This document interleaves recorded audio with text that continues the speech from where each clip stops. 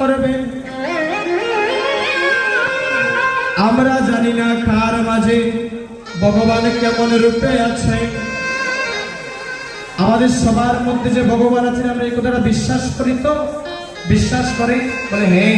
কেন জানি সবার মাঝে আছেন কৃষ্ণ, কেহ নয় তো খালি, কেহ নয় তো খালি। আরে কারো মাঝে বিকশিত, কারো মাঝে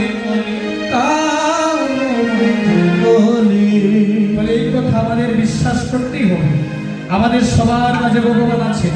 এই যে শ্বাস শ্বাস প্রশ্বাস, এই যে আমরা শ্বাসটা ছাড়লাম, যদি নিঃশ্বাসটা আমরা নিতে না পারি তাহলে এটাই আমাদের ভবের লীলা সাঙ্গ হয়ে যাবে।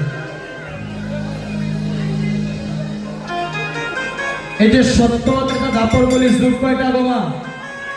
সত্য ত্রেতা দাপর বলিস যুগ কয়টা গো? বলে চার। হ্যাঁ, এই চারটা যুগে মানুষের আয়ু কেমন ছিল জানেন? সত্য যুগে মানুষের আয়ু ছিল 1,00,000 বছর পর্যন্ত মানুষ বাঁচত। সেই সত্য যুগে ভগবানকে পাওয়ার একটা মাধ্যম ছিল, যে ভগবানের ধ্যান করতে হবে।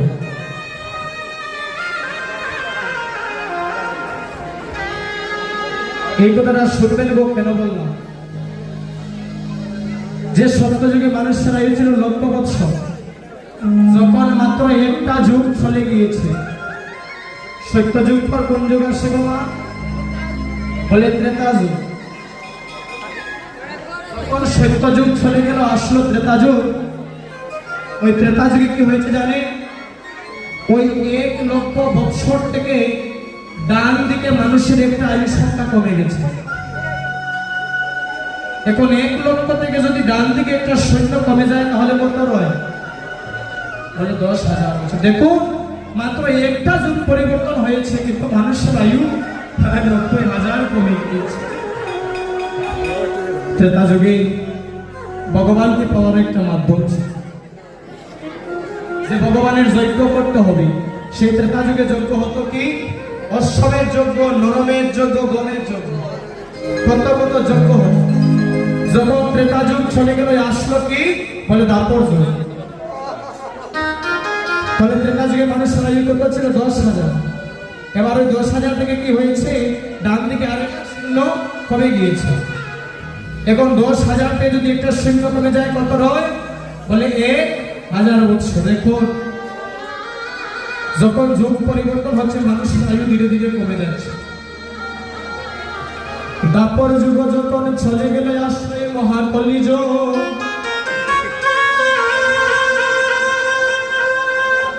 এই কলিযুগ আসা মাত্র ওই 1,000 থেকে ডান দিকে আরো একটা শূন্য কমে গেল।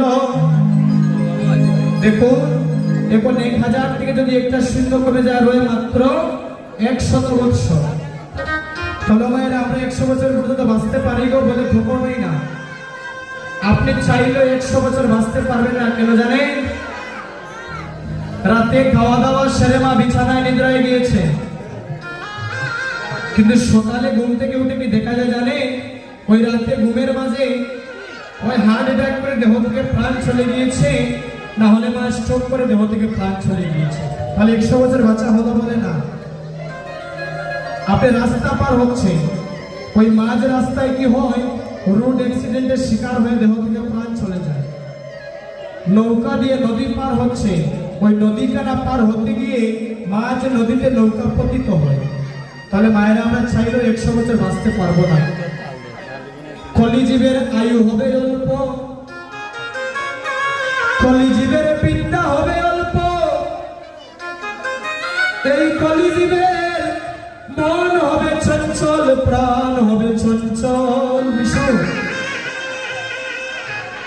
কলিজীব সদা নিজ চিন্তায় ভাবিত থাকবে। কলিজীবের অন্নগত প্রাণ, অল্প আয়ু অল্প বিদ্যায় অন্নগত প্রাণ। সদা কেমন করে পরের অনিষ্ট করা যায় এই চিন্তায় জীব মগ্ন থাকে। পরচর্চা পরনিন্দা ভালোবাসে। এই কলিযুগে হে মহাপ্রভু কি করছে, এই মধ্যাহ্নকালীন সময়ে এই শ্রীবাস অঙ্গন মাঝে মহাপ্রভু নৃত্য করতে লাগলেন। কারণ মহাপ্রভু দর্শন করলে কলিজীবের মন এক জায়গায় স্থির নেই, কলিজীবে এক একজনের মন এক এক জায়গায় পড়ে আছে। কলিজীবের মন এক একজনের মন এক এক জায়গায় পড়ে আছে।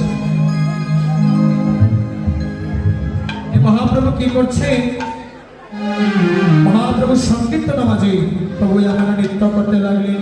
নাচে রে গৌরাঙ্গ আমার, নাচে রে গৌরাঙ্গ আমার, নাচে সংকীর্তন মাঝে।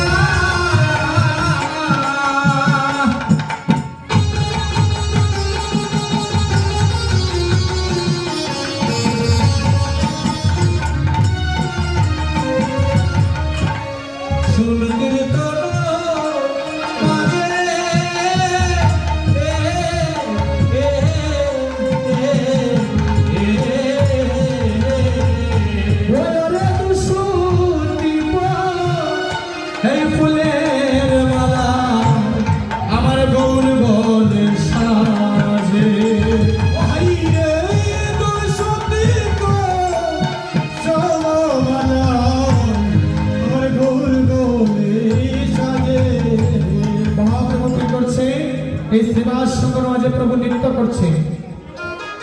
মহাপ্রভু যখন নৃত্য করছেন প্রভু দর্শন করলেন কলিজীবের মন এক জায়গায় স্থির নেই। ও ভাইরা, আমরা যারা এখানে আছি আমাদের মন কি এক জায়গায় স্থির বলে না, আমাদের এক একজনের মন এক এক জায়গায় পড়ে আছে।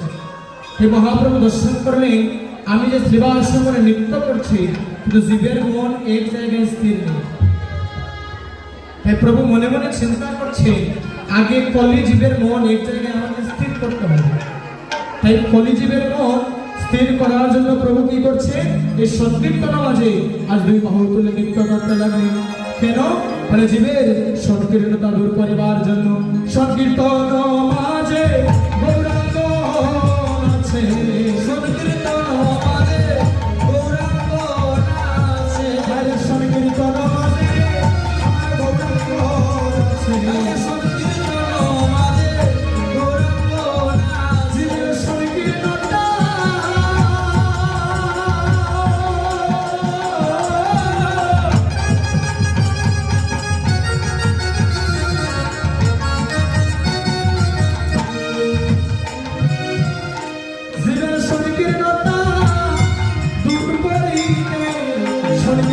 নাচে, আমার গৌরাঙ্গ নাচে।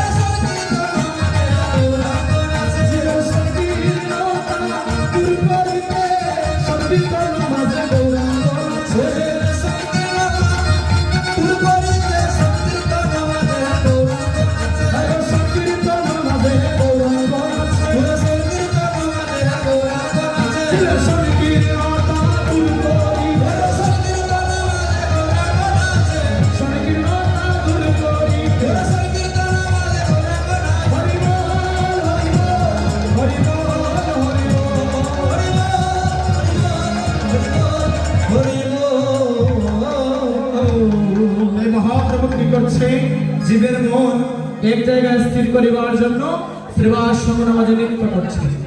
এবার প্রভু দর্শন করলেন, যখন মহাপ্রভু নৃত্য করছে, কলির জীব কি করছে, সবার মন মহাপ্রভুর বদন পানে সবাই ছেয়ে আছে। প্রভু মনে মনে হাসতেছেন, দেখো কলির জীব, আমি যদি নিজে আচরণ না করি তাহলে তোমরা সেই আচরণ শিখবে না। কি বলেছে, আপনি আচরি ধর্ম জীবের শেখায়, জীবের শিকার সেই সে সিদ্ধান্ত গীতা ভাগবতে গায়ে ভাগবতে না। মহাপ্রভু কি করছে, সংকীর্তন যে নৃত্য করছে।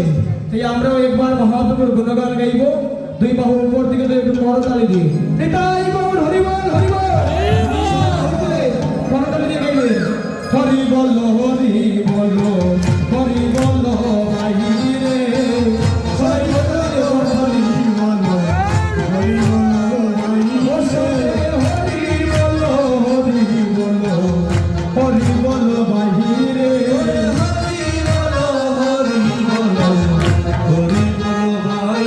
ওই যে রাম তিনি আর কলির জীবের অন্য গতি নাই ওরে, রাম বিনায়ার কলির জীবের অন্য গতি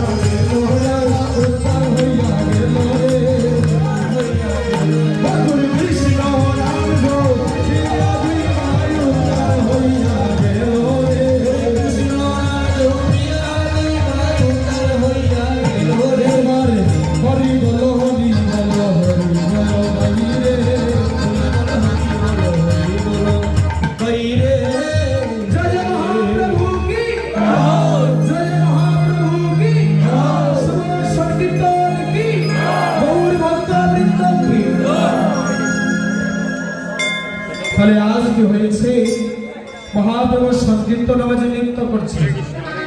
প্রভু যখন নৃত্য করছে, আর এই নবদ্বীপের ভক্তগণ কি করছে, তারা ফুল তুলে মালা গেঁথে আবার প্রভুর ফুলে পরিয়ে দিয়েছে।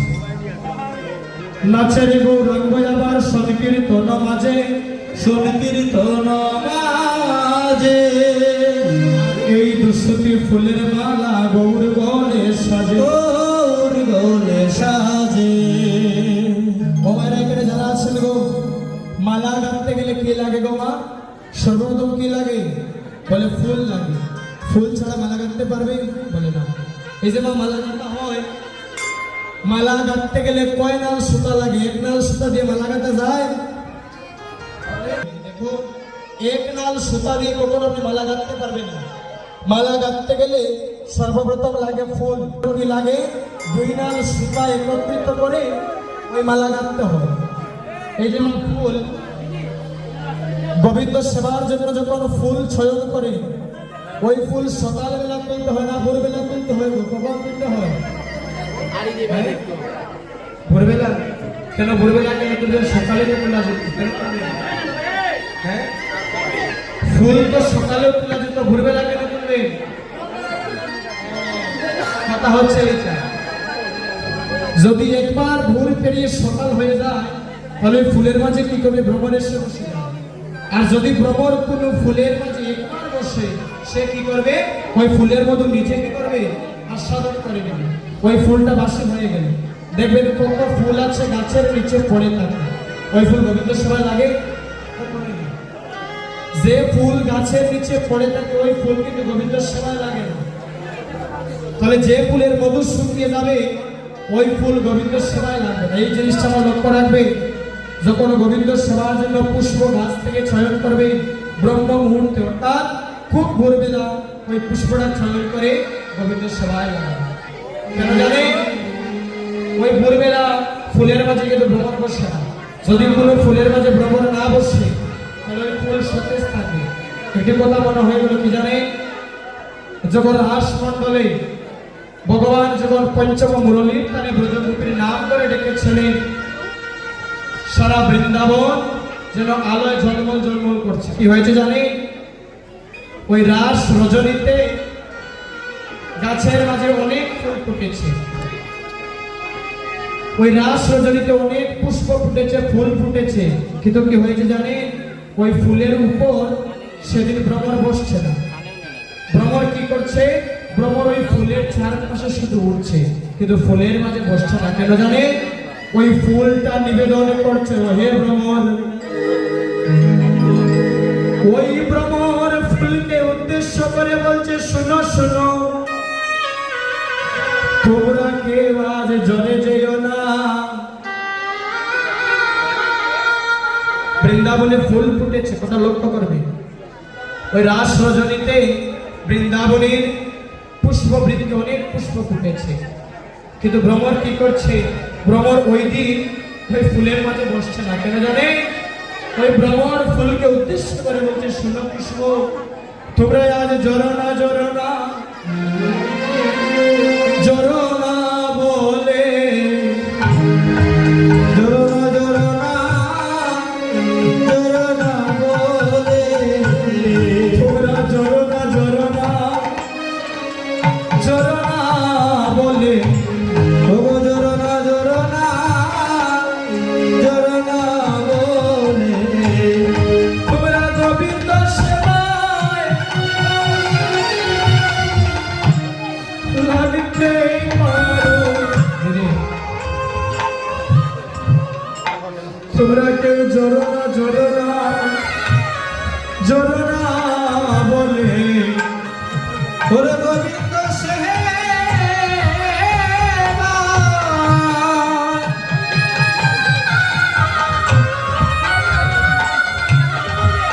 তোমরা লাগিতে পারো। ওরে জড়ো না জড়ো না, জড়ো না এই কথা কে বলেছে? ওই ভ্রমর ফুলকে বলছে, হে ফুল, তোমরা আজ কেউ ঝরে যেও না। ওই গোবিন্দ সেবার আগে তোমরা কেউ ঝরে যেও না। আর ওই ফুল ভ্রমরকে উদ্দেশ্য করে বলছে, ভ্রমর, তুমি যেমন আমাদের কাছে একটা নিবেদন করলে, আমরা আজ তোমার কাছে একটা নিবেদন করছি। কি জানো? তোমরা ছইও না, ছইও না, ছইও না গো। ওগো ছইও না, ছইও না, ছইও না তোমরা ছইও না, ছইও না, ছইও না ভ্রমণ। ও তোমরা ছইও না, ছইও না, ছইও না হইতে আমরা গোবিন্দ সেবায় আজ লাগিতে পারি। ভ্রমণ রে ছইও না, ছইও না, তোমরা ছইও না ভ্রমণ। ওরে গোবিন্দ সেবা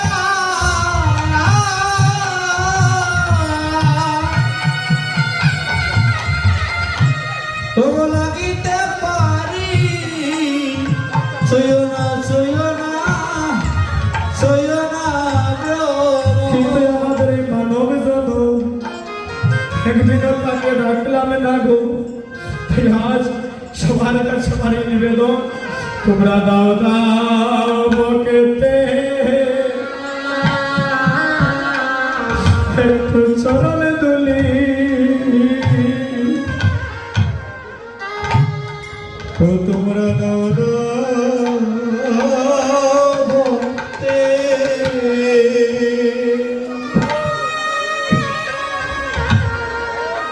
চরণ দুলি। তোমরা দাও দাও দাও দাও বকে চরণ ধুলি। ও তোমরা দাও ভক্তে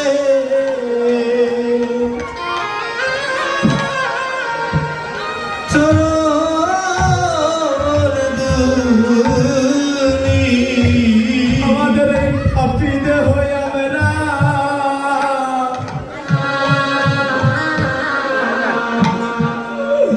আমরা শীতল করি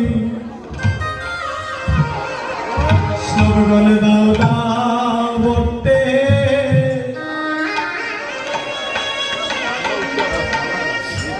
চরণ দুলি আমাদের পাপী দেহ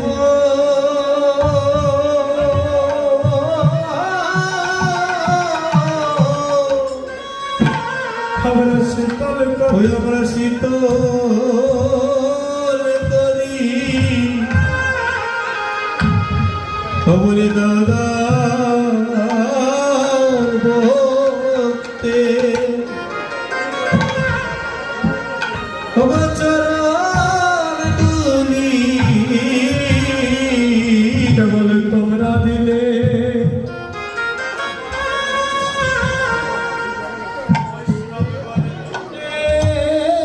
পারো। ভক্ত গো তোমরা দিলে দিতে পারো। বৈষ্ণব চরণ দুলি তোমাদের দন হরিব।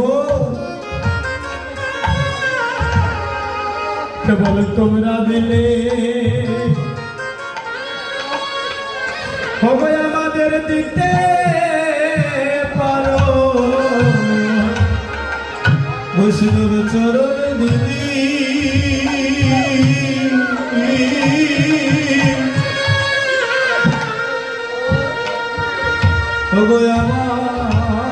তোমাদের দন তোমরা দিলে দিতে পারো। তোমাদের দুলি নিব আমাদের শিরে তুলি। তোমাদের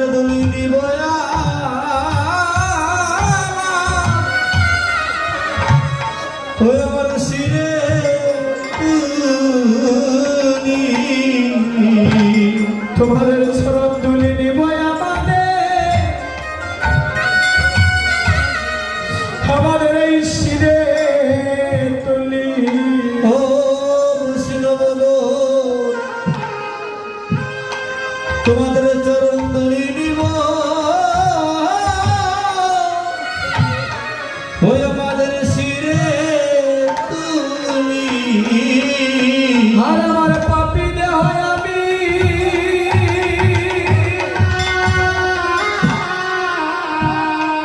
আমি শীতল করি তোরা দাদা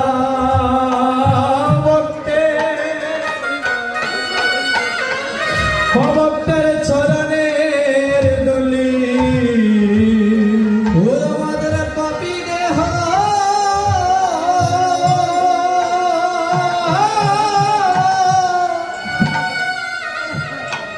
ওই আমরা শীতল করি। ও তোমরা দাও দাও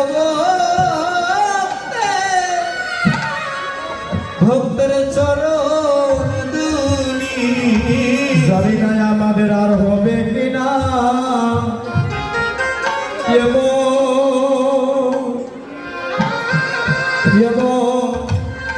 এমন দেখা এই ববে জানি না আমাদের হবে কি না। আরে আরে ও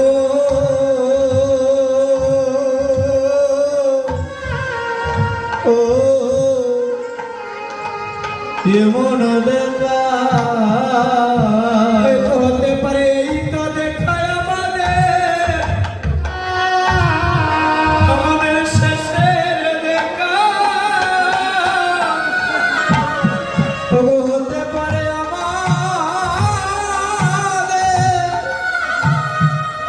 অবশেষে দেখা। অবশ্যই আপন হতে পারে এই তো দেখা আমাদের সবার সঙ্গে শেষের ও বৈষ্ণব